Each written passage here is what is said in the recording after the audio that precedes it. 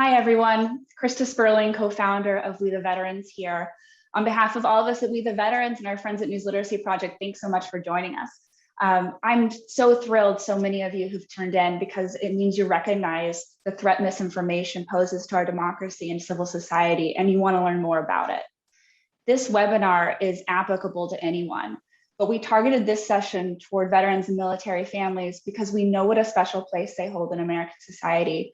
And we believe in their ability to lead the fight against misinformation. That's what We the Veterans is all about. So John Silva has a lot of great information to share about how we can all be less susceptible to and help fight back against misinformation targeting our communities. He's Senior Director of Education at News Literacy Project. And before joining NLP, he spent 13 years teaching middle and high school social studies in Chicago public schools. He's also a Marine Corps veteran whose father, mother, and sister also served in the military. So John, over to you. Thank you very much, Krista. This is an exciting opportunity for us. We're really looking forward to talking this evening. And thank you everyone for joining. And before we kick off, I obviously, since today is November 10th, I have to say happy birthday to all my fellow Marines who may be joining us, or those of you who are affiliated with the Marines. As Krista mentioned, I am part of the education team at the News Literacy Project. My primary role is professional learning for educators and designing resources for them to use in the classroom. I also do a number of things reaching out for adults and the general public. I spend a good deal of my time in misinformation and conspiracy theory spaces, tracking the things that are happening. If you'd like to reach out to me after tonight's session, my email address is there in the lower left of your screen. And I am fairly active on Twitter. I spend a lot of time tweeting about this sort of thing. That's my Twitter handle there on the lower left of your screen. You'll see in the chat my colleague, Liz Price. She works with me on the education team. She's going to be helping with the chat and the Q&A. She'll be dropping links throughout. You'll also see my colleague, Mike Webb. So Liz works with me in managing our professional learning opportunities. She comes from somewhat of a tech background, previously out in California with Cruise, as the self-driving company. And she is very much an integral part of our efforts in professional learning. If you're not familiar with the News Literacy Project, we are a national, nonpartisan, nonprofit organization. We've been around for approaching 14 years. Our primary mission is in education, working with middle and high school educators to provide them with resources and professional learning to integrate news literacy into their curriculum with a goal of empowering young people to be active, informed, and engaged participants in the civic life of their communities. And if you would like, you can follow us on social media, use the hashtag news literacy. We'd be happy to engage with you and keep the conversation going. One little piece of housekeeping, since this is a webinar, unfortunately, you will not be able to turn on your cameras.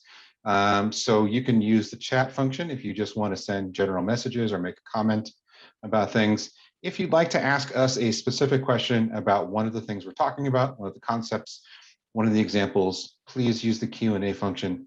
I will stop at a couple of points along the way to try to address questions. So let's dive into it. So one of the first things that's really important to talk about is to have a definition for what misinformation is. So when you look it up in the dictionary, there's actually these very broad terms, because that's actually what misinformation is. It is a very broad concept. Anything that is considered false or misleading can be considered misinformation, regardless of intent. And so it's actually this piece where we try to take intent out of the conversation and realize that so many different things can be considered misinformation. But we're going to try to dive into the nuances, some of the ways that misinformation appears, and differentiate some things. One thing that's really important is that a lot of times we tend to use mis and disinformation interchangeably, but there's a very important difference. Disinformation has a clear intent behind it. So disinformation is something that's false or misleading that someone has created with the intent of deceiving people in making people think that it's real. And so disinformation has a very clear definition. And I'm going to illustrate the difference here with this example. So this is a meme that went viral a couple of weeks ago We have these images side by side, one claiming this is Trump's America, the other is Biden's America, talking about empty store shelves, the political issue of supply chain disruptions. But the reality is these images have nothing to do with going on today, because the top one isn't even from the United States. It's a stock photo that was taken in Melbourne, Australia in 2012. And the other one was after Hurricane Florence in South Carolina about 3 years ago. And so I use this as an example because when someone created this meme, they knew that these images likely had, they likely knew. We don't know absolutely for sure, but we likely know that whoever created this meme knows that they had nothing to do with what's going on today. So when this person created it and they put it out on social media, it starts out as disinformation. But once people see it and they start to interact with it and they start to share it, thinking that it's real, it becomes misinformation. And so things can start out as different disinformation, but become misinformation. Here's another really interesting example. So this one actually just popped up a couple of days ago. So there's this whole firestorm about Big Bird being vaccinated. But somebody created this fake tweet trying to make a claim to be that it's from the Big Bird account, making this political point against Ted Cruz, right? Big Bird never tweeted this. So this is another example. So it starts out as disinformation. Someone created this fake tweet, put it out on social media. People retweeted it, liked it, commented on it, and in doing that, they were spreading it as misinformation. But there are times when people see something like this, they know it's not true, but they share it because they think it's funny and they're hoping other people fall for it. If you do that, you are spreading disinformation. If you know something is not true and you share it and you kind of hope people think it's real, that's actually the definition of disinformation. And so one of the things we also want to address is the term fake news. It's very common. Everybody uses it for the most part. Fake news started off with a very clear definition. Before the 2016 election, it was a website or a source that was trying to look like a real news source, but it wasn't. And the things that it published as news articles were completely fake. The term became politicized and weaponized, in particular during the 2016 election, and has continued to be weaponized since. And more often, people will use it as a way of dismissing things and sort of saying, I don't like that, or I don't agree with it. Or people may use it dismissively, sort of in an ironic sense. But there's a lot of different ways that misinformation appears. We're going to talk about some of these differences. And then we're going to talk about a little bit about how misinformation overwhelms us. But in the context of tonight's conversation, specifically thinking about veterans and military communities, this report was released by the Vietnam Veterans of America a couple of years ago. And they did an in-depth look at how military and veteran communities were specifically targeted for disinformation campaigns. One example is this. There are these military veteran accounts that were created on Instagram, on Facebook, on Twitter, trying to make us believe that these are from the Vietnam Veterans of America. They're not, these are not authentic, right? They don't have the same logo, but they're trying to make us think that they are. Now, when we look at them, they may not have a lot of followers, but there were dozens upon dozens of accounts like this that were created, and we're just churning out all sorts of content that was targeting military communities. And a lot of it was political propaganda, right? It was using emotional manipulation and trying to elicit these strong responses using patriotic themes, pro-military themes, trying to really sort of push out these sort of political and social viewpoints. Here's one in particular that was used to as trying to exploit social divisions, right? So this meme was created comparing Colin Kaepernick with Glenn Coffey, trying to evoke sort of the similar situation with Pat Tillman. But the reality is that this actually is misleading, right? So the meme suggests that Glenn Coffey quit, like Pat Tillman, quit the NFL and joined the military, and claimed that he served as an Army Ranger. And the reality is there were 3 years in between when Coffey left the NFL before he enlisted in the Army. And he never actually went to Ranger school or served as a Ranger. He actually was part of the staff at the Ranger Training Battalion. And so this is where we manipulate some information, we create this propaganda, and it's using this military theme, this sense of patriotism to be divisive on this social issue. We also see it with partisan political views, right? So we have this idea of vets before illegals. We have this guy seems to be wearing some sort of camouflage, maybe body armor. We don't know for sure whether or not he's a veteran. And then cherry picking these images on the right to suggest that somehow this is evidence of some clear partisan political difference, right? But that's kind of the idea, is that it's easy to exploit some of these things for a lot of different reasons. And so this is some of the things that report from the Vietnam Veterans of America we're talking about. So it's not just about disinformation. It's about trying to create and exploit those divisions. There were attempts at gaining access to active military personnel for purposes of espionage.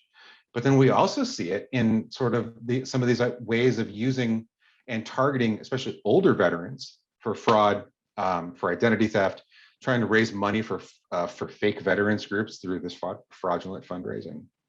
And so this is kind of why this is so important. So let's go into what does misinformation, like what is it? What does it look like? How do we recognize it?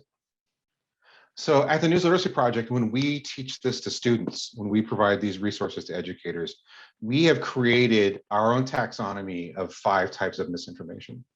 We've tried to create this taxonomy so that there are clear differences between these common types, trying to take intent out of the conversation. So I'm going to show you some examples here. One of the most common is called manipulated content. So this example here is an image that was posted to Facebook, to Instagram, to Twitter, claiming that this is a vaccine site in Massachusetts, and part of the banner says, "Don't forget to donate your children's organs." The reality is that's not what that sign said. It's been photoshopped. And that's what manipulated content is. It's where you take something and you alter one aspect of it, usually very commonly with images. And in that change, you create misinformation.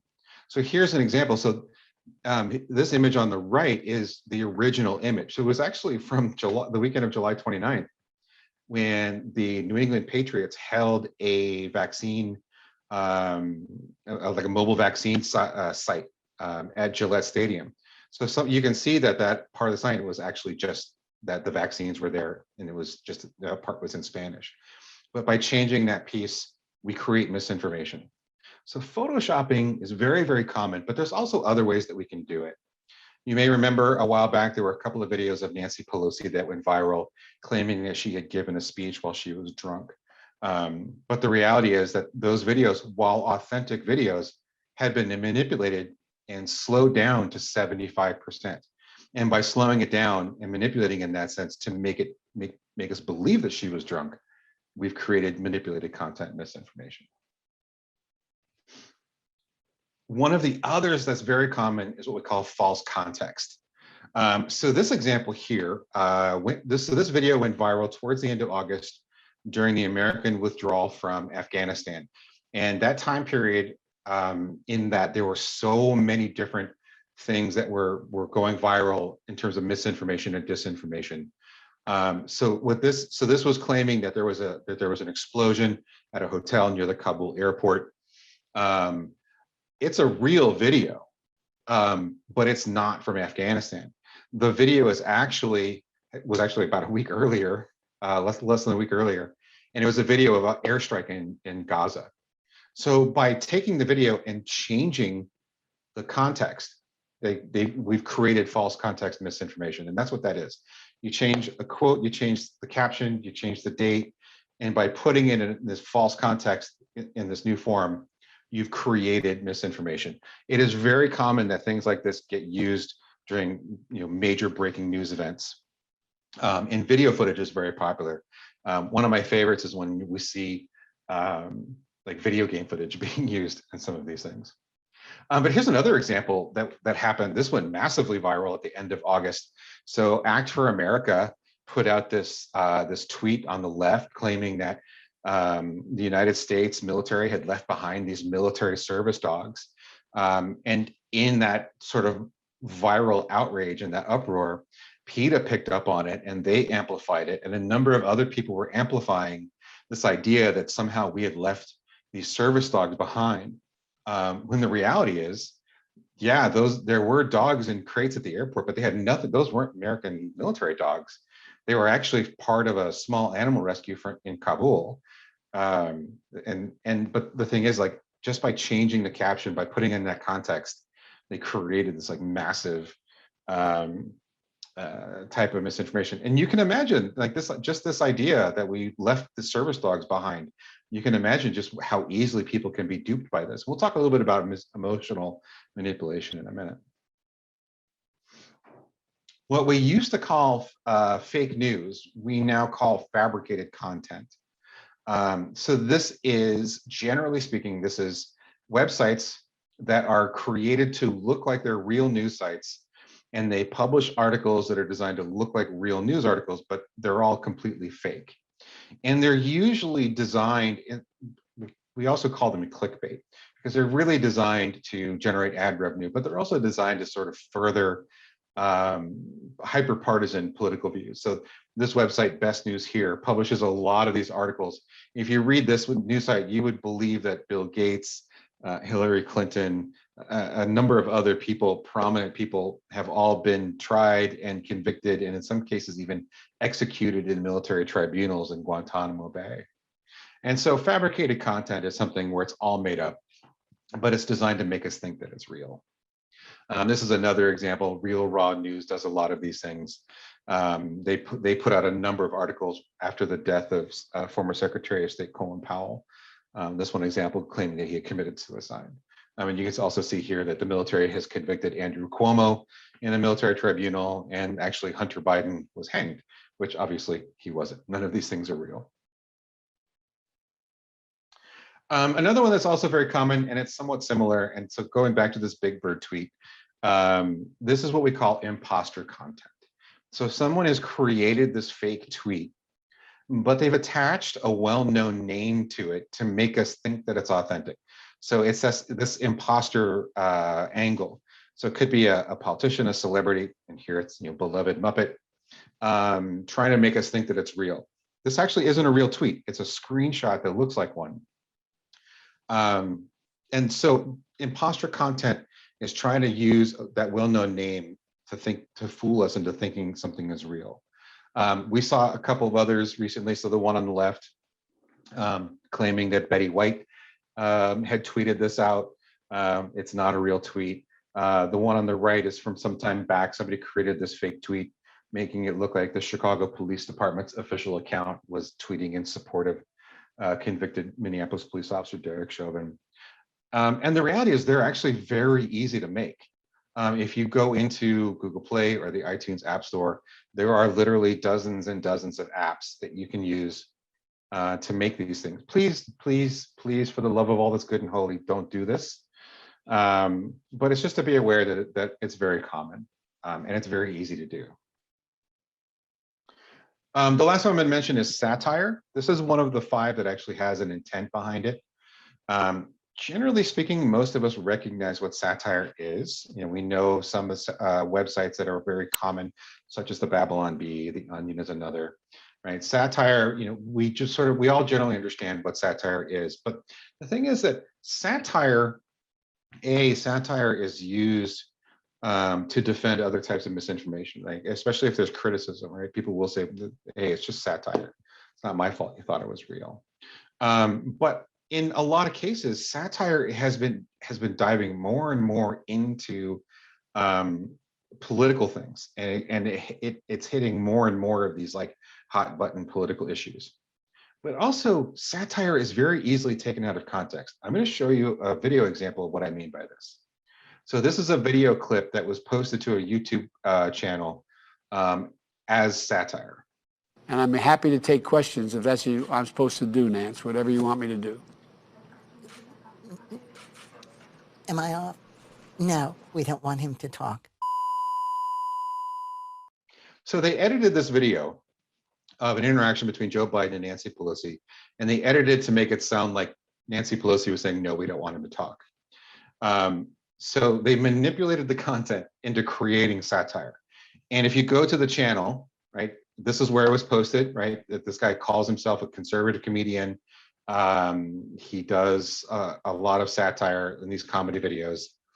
But here's where satire goes off the rails. Here's that same video that's been published in a different context. I'm happy to take questions if that's what I'm supposed to do, Nance, whatever you want me to do. Am I off? No, we don't want him to talk. I'm happy to take questions if that's. So what they did was they took the satire video and they chopped off the ending where there was that disclaimer. And so now we have manipulated content misinformation. And so that's what was created as satire has been taken out of context. And now we have another type of misinformation. So I'm just going to pause really quickly here to see if there are any questions. So Krista asked in the chat, why are veterans a target for these campaigns? There's a couple of reasons. So one of the things I'll talk about in a minute is that misinformation, in order for it to work, needs to have an emotional component to it. There's usually, misinformation is designed to try to create a strong emotional reaction. And in the United States, people have very strong emotional views on the military and military service and on veterans. And in a lot of parts of the country, there's a very strong sense of patriotism and support for the military. And so when we talk about that emotional component, it's very easy to kind of exploit those emotions. But the other thing is that when we talk about veterans groups and we talk about sort of military communities, they're often very closed communities and very tight-knit communities. And it's very easy to sort of put something false in there for it to be shared within that community. So that it's very common. So Alan asks, is it easy to track who's making these false news stories and videos that go viral? It's actually not. Usually when I'm talking about my research, one of the things I'm always trying to do is find what I call tweet zero, right? Trying to find that the original post. Sometimes it is really, really difficult, especially the more viral something goes. And when something is shared repeatedly by people on social media, it's shared in so many different contexts. It's almost impossible, because I may see it, for example, on Twitter, and I can go back and I can find the first time it was shared on Twitter, but then I might find out that whoever shared it on Twitter, they didn't create it. They saw it somewhere else, like a place like 4chan, right? And so that's one of the things, is that people will see it one place and share it somewhere else. It might be on Twitter one day, and then that afternoon it's on TikTok. So there's a lot of cross posting. So it's often very, very difficult to get there. Let's see. So JPW says, I got tired of correcting people on Facebook. I just decided to basically stop using Facebook. Was that right? I would say that quitting a social media platform is kind of a personal choice, right? And I think that one of the things is that, at some point when something becomes too stressful, it's time to stop using it. I would absolutely love to delete my Facebook account. I would love to quit Facebook entirely, mainly because I don't like some of the privacy things that are happening. There's a lot of other things, but it's also exhausting in some ways trying to keep up with some of that stuff. But because of my work, I have to keep it. And it is difficult. So I would say that one of the things, when you see people posting things on social media, there are ways of pushing back. We actually have a webinar next week that we're doing, and it's the theme of the webinar is called Having Productive Conversations with People Who Believe False Information. We'll drop a link to that, and that might be something that you can take a look at. All right, we're going to jump into the next section here. I'll come back to some questions in a little bit. So let's talk about why this happens. Why is this a problem? Why does misinformation go viral? And we'll get into some of this. So one of the first things that's important to realize is that it's almost impossible sometimes to determine intent. So like if I'm trying to figure out where something came from, I can't often know where something originated. So I can't always know for sure who created something. And then when I look at the people who are sharing it, they often have there's different intentions behind people who share it. Trying to understand intent is really important if I'm trying to determine if something is disinformation. But the thing is, when we try to ask these questions and we try to understand it, when we understand why something is being shared, when we understand that intent, we understand misinformation a little bit better. And so we have created this taxonomy of 5 broad motivations. So some people are doing it to make money. This can be like a fake website that's creating clicks for ad revenue, or it could be something like a scam, identity theft, or fraudulent fundraising and the like, or selling fake products. There's often a financial incentive. Some people are doing it because they know that by sharing outrageous things and false things, they can generate a following, and they can have influence. They can even become an influencer in some of these spaces. Some people are doing it because they can, because they know that they can get a rise out of people. And in extreme cases, like, to quote a movie, some people just want to watch the world burn. But very problematically in a lot of these is when we start talking about political issues and social issues and things that are happening, with our communities, that misinformation and disinformation is being used to exploit and even create these social divisions and political divisions. And in extreme cases, then we actually see this happening in the last year, where people are not trusting our own democratic processes. With the 2020 presidential election, with the big lie and the conspiracy theories and disinformation that continues to spread about election security, people are starting to be bombarded by it to the point where they're like, maybe I shouldn't trust my elections. And that's actually a huge problem for us. If we stop trusting our elections and election security, that can lead to very dangerous things for our democracy. And when we talk about the people who are doing this with these motivations, there are these 4 types. So we sort of say that when we talk about the financial incentive, that's often what we call self-interest. So people are doing it because they're looking out for themselves, or trying to promote themselves in some way. That's self-interest. A lot of what we see is in this group interest. People are creating and sharing misinformation for the purpose of furthering their group beliefs and group ideals. Sometimes, though, people are sharing something that is false, but they believe it's true, and it's something that other people should see. So sometimes there is actually a genuine sense of altruism in sharing misinformation.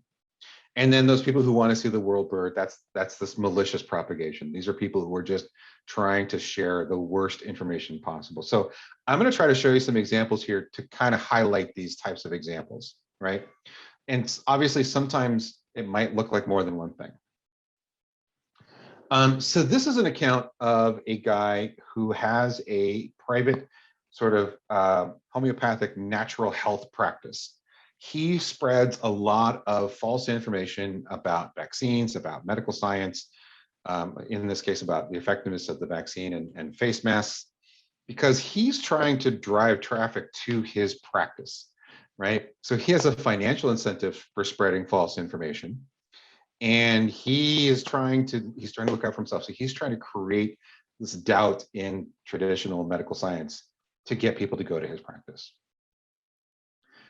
Somewhat similar, this is the group called America's Frontline Doctors.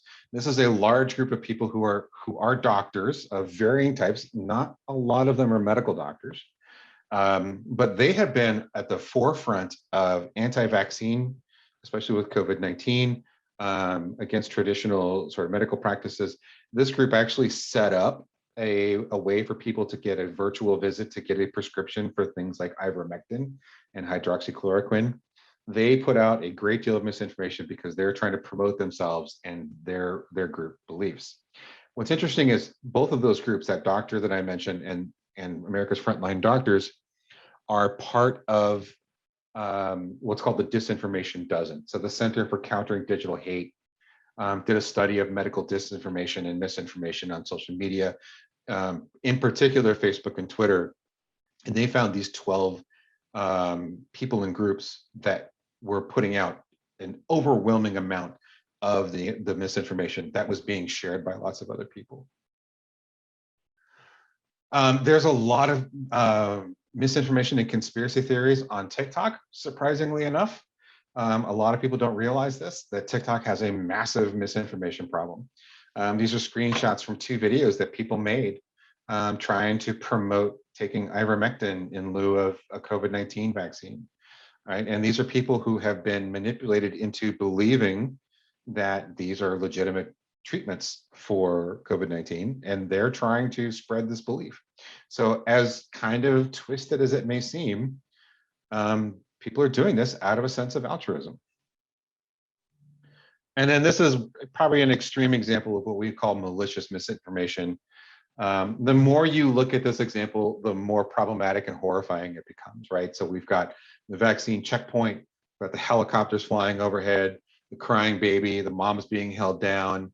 You see these officers with vaccine enforcement, and then you notice on their sleeves, it has the Star of David and Zion. So you've got big government, black helicopters, you got anti-Semitism, anti-vaccine beliefs, right? And this is just as malicious as you can imagine. And that's the thing. When we see these things, there's a common thread of emotional manipulation, because misinformation wants us to have that strong emotional reaction. And in that emotional reaction, the rational parts of our brain are kind of taking a break. And in that emotional response, we are reacting and we're contributing to how something goes viral. We hit that like button, that retweet button. And in our work, we recognize that young people are especially vulnerable, because when we look at human brain development, the parts of the brain that deal with rational thought, critical thinking, weighing, like impulse control, the prefrontal cortex, it's not fully developed until about the mid-20s. And any emotion can really be used against us. For example, every so often I get these text messages where somebody is claiming that, I got one recently that said my driver's license was going to be suspended unless I updated my information with the Secretary of State's office. I grabbed a couple that's like, hey, you have a package waiting for you, right? Curiosity can be used, but also things like humor. We might find something like that Big Bird tweet. People see that and they laugh depending on their political viewpoint. And in that humor, they don't pause to sort of think if it's real. And this is one of the, also, it's really important to, this is part of human nature. We are social creatures. And one of the ways that we maintain our social connections is through storytelling. When we see someone we haven't seen in a while, we catch up by talking about the things that have been happening. And part of this is this need for the world to make sense. And in that's what's called shared sense making, we share things in a way that's designed to help us put the puzzle together to make it make sense. In the modern context, social media amplifies this in 2 important ways. First, social media gives us the ability to share information literally with anyone connected to the internet, depending on the platform, right? But also social media has kind of conditioned us into sharing things that we might not otherwise share. Like if I think about the things that I'm sharing today, I never would have shared some of these things 20 years ago, right? We kind of almost overshare because of social media. And that's also something that misinformation exploits, right? We see something, we want to share it, and we also have the ability to share it with a very wide audience. So before I get into the fact-checking skills, I'm just going to pause. I see that there's a couple of questions. Let's see, I'm going to go to the chat. So Bill asks, do big tech companies try to pursue legal action against the apps that create fraudulent content in the image brand of the tech companies? It seems like it would be in their best interest.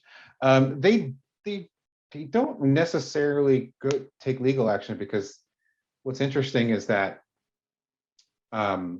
Google and Apple don't have a lot of skin in the game, right?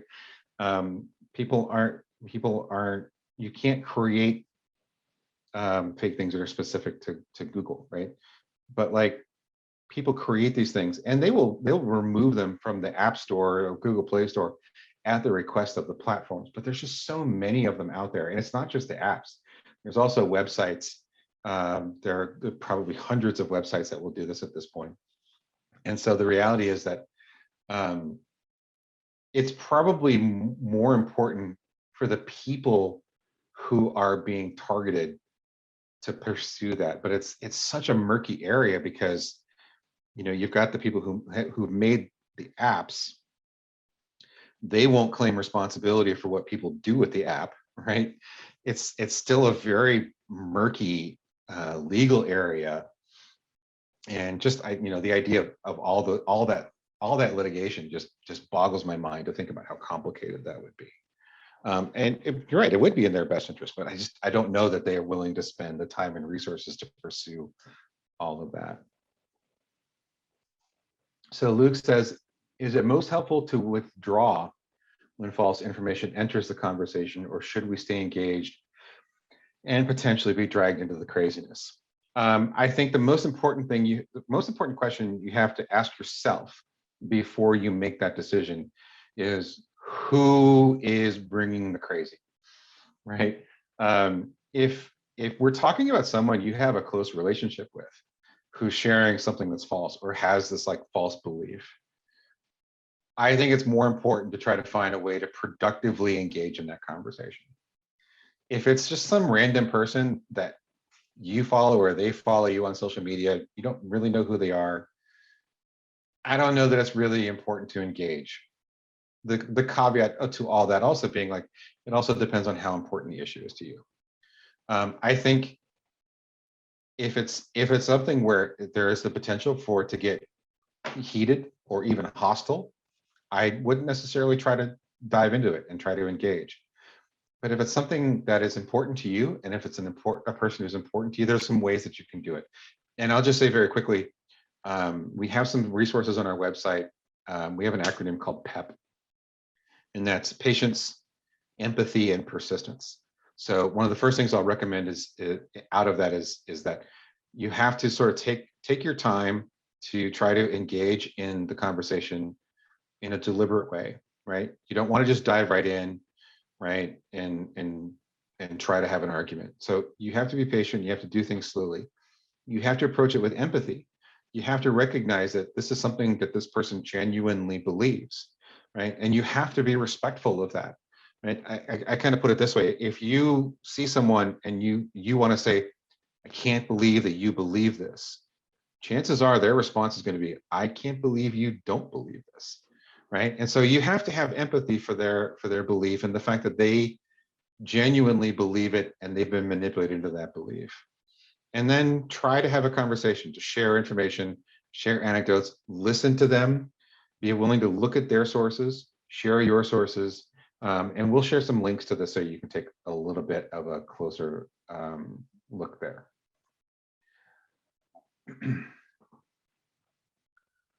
Kate Starbird. Oh, I love Kate Starbird. So this is in the Q&A. Researcher Kate Starbird highlights, as part of undermining trust, many mis and disinformation campaigns are not intended to convince people to believe the wrong thing, but to create apathy because people don't know what to trust, which way is up.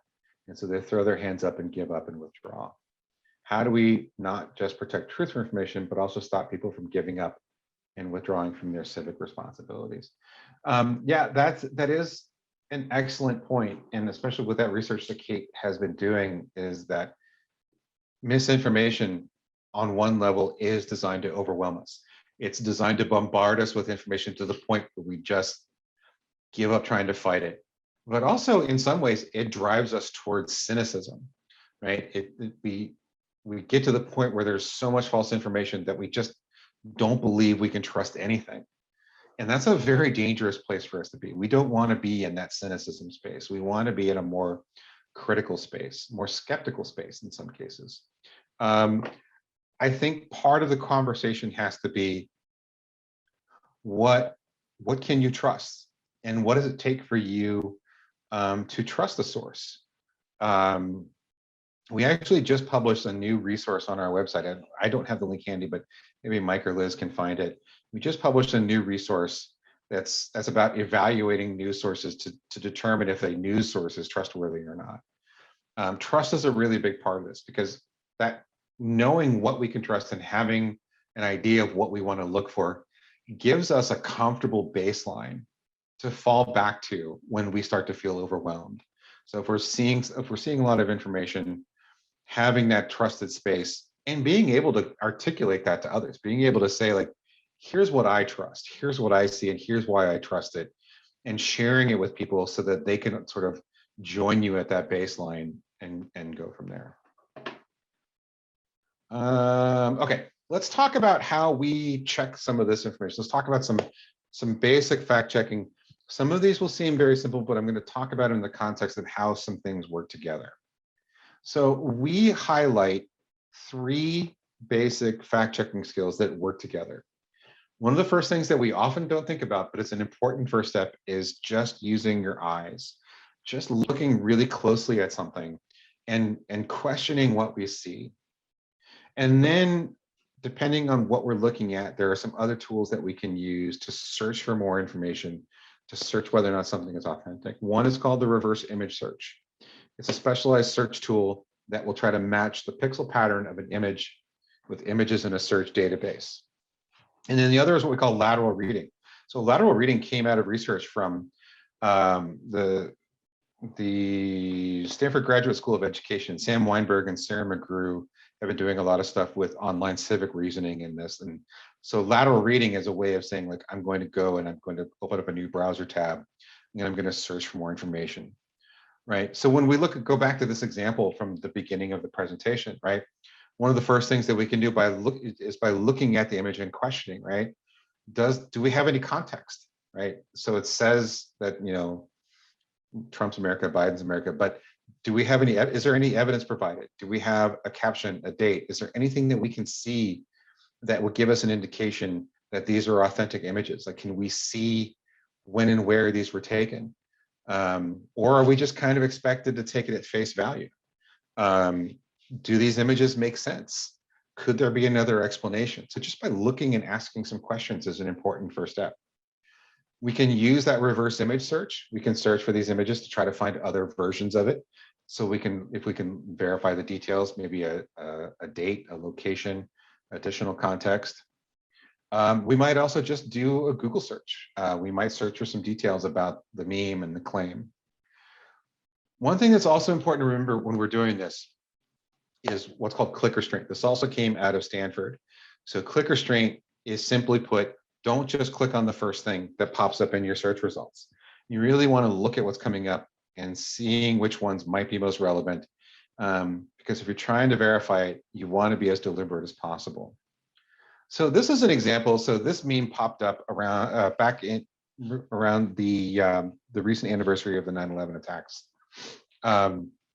So I'm going to use this as an example of using some of these things to check this out, right? So the claim here is that this statue was created by Michael Richards. His studio was in the North Tower, and it says he completed it the night before September 11th, and that he was killed in the 9/11 terrorist attacks, right? So we have this image, we have this text claim. So just first doing some observation and just thinking about it, right? Does this provide evidence? Does this really tell us anything about this image, the statue, or the claim? So I'm skeptical, right? I'm not quite sure that this makes sense, that if this statue was finished the night before and it was on the 92nd floor of the tower, like, how is there a picture of it, right? So I'm going to do a little bit more digging. So I'm going to use lateral reading here, right? So what I'm going to do is I'm just going to search for some information. So I'm going to show you this video where I sort of did the search. And there's a little sort of narration through it, so you can see what I'm talking about. So the claim of the Post is that Michael Richards, the artist, created that sculpture the night before the September 11th terrorist attacks. So I want to find out whether or not that is true. So I'm going to look for artist Michael Richards and put in 9/11 to make sure that I'm getting fairly narrow results. Now, I see a picture here of that same sculpture. So since I'm trying to verify something that is fairly factual, I feel comfortable starting with Wikipedia. So I go to the Wikipedia page for Michael Richards, and I scroll down, and I can see that yes, in fact, he was killed on September 11th in the 9/11 attack. So that's been verified. So now I need to verify about this this sculpture here. So here's an image of the sculpture itself: Tar Baby versus Saint Sebastian by Michael Richards. So I'm looking here through the description that's on Wikipedia, and it's currently in the collection of the North Carolina Museum of Art. But it's not telling me when it was created. So I'm going to go back and I scroll down a little bit more, and I see here Richard's 1999 sculpture, Tar Baby versus Saint Sebastian, featured at Tuskegee Airmen. So here they're saying it's 1999. So what I want to do here now is I want to go a little deeper. So I'm going to highlight this, and I'm going to right click, and I'm going to search for that specific phrase. And now I've got something else that says 1999. Now here's what looks like the North Carolina Art Museum. So I'm going to click on it here. Here is the work. This is from the artist, Michael Richards, verifying it. And in fact, it was created in 1999, some 3 years before the 9/11 attacks, which indicates that the central claim is not true. So one of the important aspects of lateral reading and doing this searching is that you want to keep sort of going deeper until you feel confident that you've verified what you were looking for. It's either true or it's not. And you start with one source, and it might lead to another, and it might lead to another. But one big question is like, how important is it to try to verify something like this? We're not going to verify absolutely everything. So we got to think about it. So here's another example. This will show you reverse image search. So this went viral on Facebook a while back, claiming that Heinz is making this combination of mayonnaise and Oreo. I'm going to use a reverse image search for this. So as I mentioned, it's a specialized search engine. So the way it works is you right click on the image and a menu pops up and it says search Google for image. So that's going to upload the image to Google, and it's going to search for that image. And so here it's saying Mayorio Heinz. A fact check pops up on USA Today.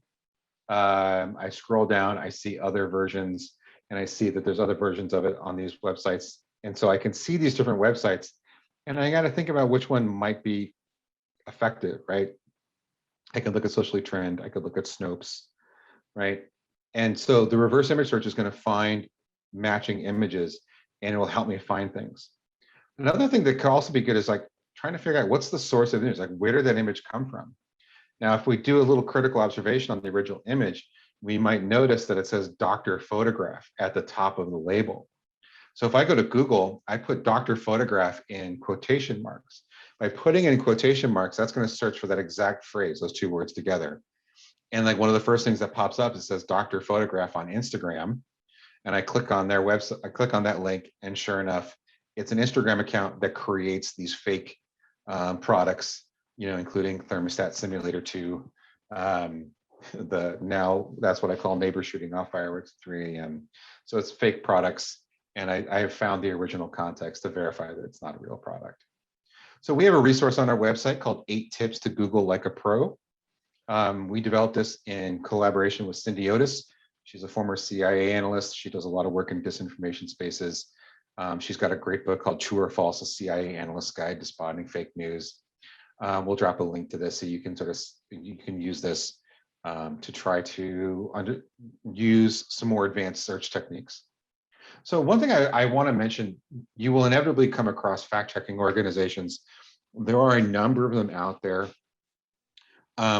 What's really important is you want to look for fact-check organizations that show their work. And by that, I mean, they don't just tell us whether or not something is true. They give us context. They tell us the details. They give us background. They tell us how they made that determination. And they also tell us generally what their methodology is, like how do they do their work? What do they do? How do they make a determination? And sometimes if something is really important, if it's something that's really important to verify, you might want to use more than one fact-checking organization. So there's a number of them out there. Snopes and truth or fiction tend to do a lot of things that are more in terms of like popular culture, urban legends and things. Factcheck.org and PolitiFact do a lot of things that are political. AFP and Lead Stories, they do things that are more related to current events. So they're not all doing the same fact checks, but you might be able to find some good information there. So I'm going to share some resources really quickly, and then I'll get back to see what kind of questions we have. One of the most important things that we always encourage people to do is to model this behavior, because that is always one of the most effective education tools. Before you share something, make sure you check it out first, because everything you share, that's your reputation on the line. You don't want to be the person that gets called out for posting something that turns out to not be true. You can find a lot of resources relating to misinformation and fact checking, but also more broadly about news literacy on our website, newslit.org/for-everyone. We have a lot of resources there that are designed for the general public for you to be a more news literate consumer of news and information. We have a number of newsletters that go out. Get Smart About News is geared towards the general public.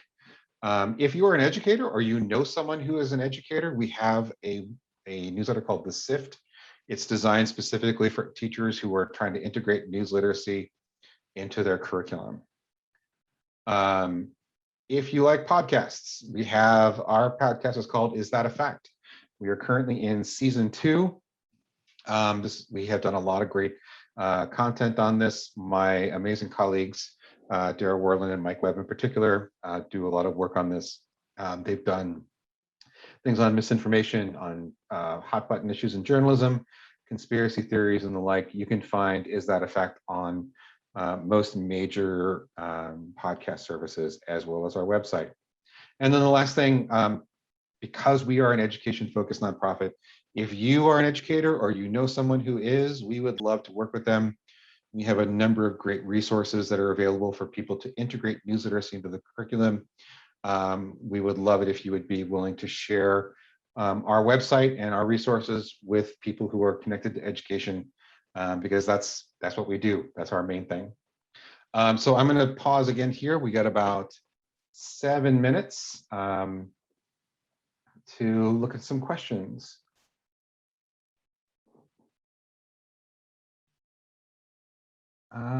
Okay, so Elena asks, how does one go beyond the hierarchy that the military and other cultures reinforce within a community so that those who are not a position of authority may be able to be heard?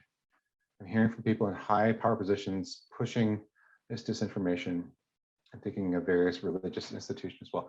I'm going to leave off the religious part of this for a minute. But this is also something that this is one of the ways that misinformation can be problematic, especially in a military environment, in that, you know, information is very top down in the military. And it's very easy for people who are in positions of authority to sort of use that authority to spread false information. And you're right, it can be very difficult for someone who is in a very subordinate position to push back against that. Likewise, there are often, even in like social media groups, where there kind of becomes a hierarchy where there are people who are the admins and the moderators, the ones who are controlling the information in a way, can propagate a lot of this false information. It's not easy to be heard in some of those cases, but I would say that if you find yourself in a position where, you know, people are pushing false information and you're trying to push back and you're almost being pushed to the side, if you can, it might be time to sort of leave that environment.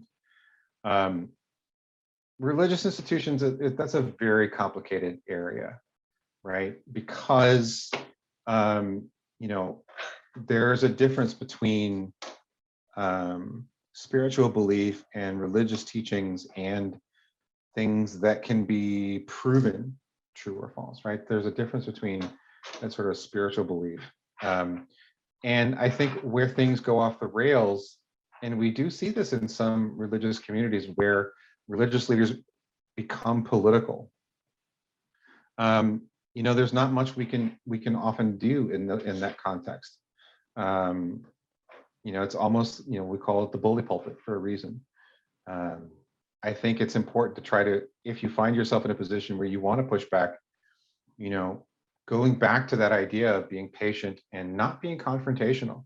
Being confrontational is never the answer.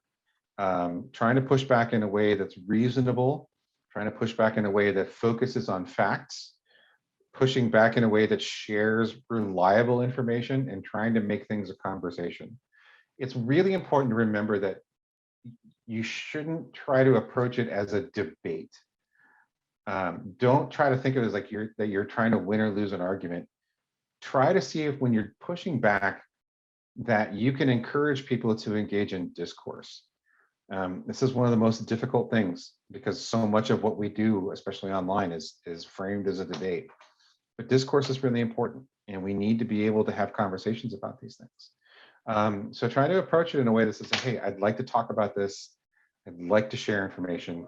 Can we just talk, and can we share resources?" Okay, I'm just going to go back. So we've got some things that are being shared in the chat. I'm going to stay online. So my daughter is a third grade teacher. She taught geometry and giant squids today. We saw that the race in Virginia centered around Tucker's CCR. How do we combat that disinformation? CCR and socialism are made up boogeyman. I'm going to presume, and if this is wrong, please correct me, that you mean that you're referring to critical race theory.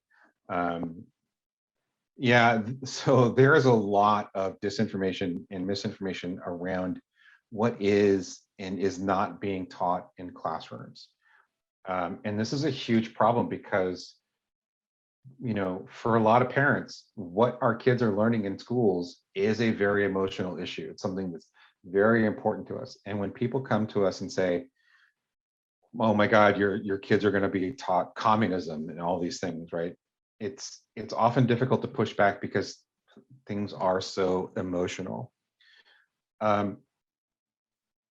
I would say that you need to separate this from things like television news programs and prominent figures who are sharing things on social media, and focus on making it a conversation among parents, right? Try to get the parents together, maybe it's your school, maybe it's your district, your community. Try to find a way, excuse me, to make this a conversation among the people who are in the room, and try to make it about discourse, like sharing information, sharing sources, trying to get to an understanding, right? Because the reality is, like, when you look at what is being sort of fear-mongered, it's not really happening. And a lot of the things that are happening are things like social emotional learning, right? Like where we try to understand like the social and emotional context of what's happening in our students' lives and how that has an effect on what happens in the classroom, right? I taught for 13 years here in Chicago, and I had students that were coming from communities and family situations that it made it very difficult for them to be active and engaged students. And I have to learn about that and be respectful to understand like what my students are bringing to the classroom, just like I would hope that people would understand the things that I'm bringing to the classroom. Like when my son was born, and I was had that like infant father father of an infant brain, right? It was difficult for me to do some things at school because there were lots of things happen. But the thing is, like, if it's happening in your community, try to find a way to make it a conversation among the parents, and try to keep as much external forces out of the conversation as you can. And obviously that's going to be very, very difficult. So Alan asks, any tips on how you engage with any of your Marine Corps friends if they're regularly reposting misinformation? Yeah, I have a couple of people that I'm still connected with. I mean, it has been it's been 30 years since I was on active duty, and I am connected to some of those guys through social media, and I see them posting things, and I see it in some of the veterans social media groups that I'm a member of. I am very careful about how and when I engage. because sometimes it's just not important for me to try to correct somebody's crazy idea, but I do push back as often as I can. And what I try to do is, so if somebody posts something that's not true. So for example, if somebody posts that that Big Bird fake tweet, right? I actually saw somebody, no, it wasn't somebody I knew, but I saw somebody posted it on TikTok, and I made a comment. I said, I actually saw something somewhere else that shows this wasn't true, right? I didn't just call them out and say, oh, that's not true. I tried to be very specific. Like, that's a fake tweet. Somebody made that, that's an imposter content. Maybe you should think about not sharing this. And so I try to be careful. It's not always easy. All right, so that is kind of the end of the hour here. We will make the recording available. If anyone would like a copy of the slides, we can send you a PDF of the slides. Thank you very much for joining us this evening. Thank you, Krista, for helping us to organize this. We'll share some information also about We the Veterans, and as well as the News Literacy Project. And for everyone who is affiliated with the military, if you are a service member yourself or a family member, on behalf of the News Literacy Project, we thank you for your service.